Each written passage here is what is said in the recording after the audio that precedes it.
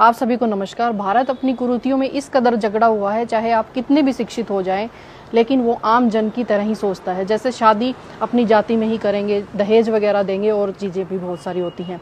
और आपने एक राजस्थान के हाई कोर्ट के जज हैं महेश चंद्र जी, उनका बयान सुना होगा कि मोर के आंसू पीने से मोरनी गर्भवती हो जाती है। वो जज हैं, वो भी हमारी ही व्यवस्था से आते हैं, उनके विचार भी इसी तरह के हैं। आपने जो SC ST का वर्गीकरण है उसके बारे में जजमेंट सुना होगा।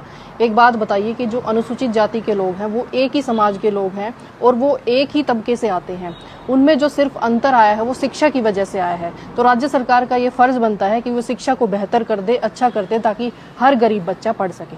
SC को आरक्षण इसलिए दिया गया था कि ताकि वो अपने समाज का प्रतिनिधित्व कर सकें और उसको आगे बढ़ा सकें। लेकिन अब हो क्या रहा है कि बंदरबाट में लोग उलझ गए हैं। ये सिर्फ तुम्हारे लिए खतरा है और किसी के लिए खतरा नहीं है।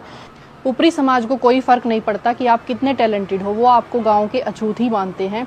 जैसे ब्राह्मण कितना भी गुणहीन हो, लोग उसे पंडित ही समझते हैं। अगर दलित की बात आती है तो वो उसे नालायक और नीच ही समझते हैं।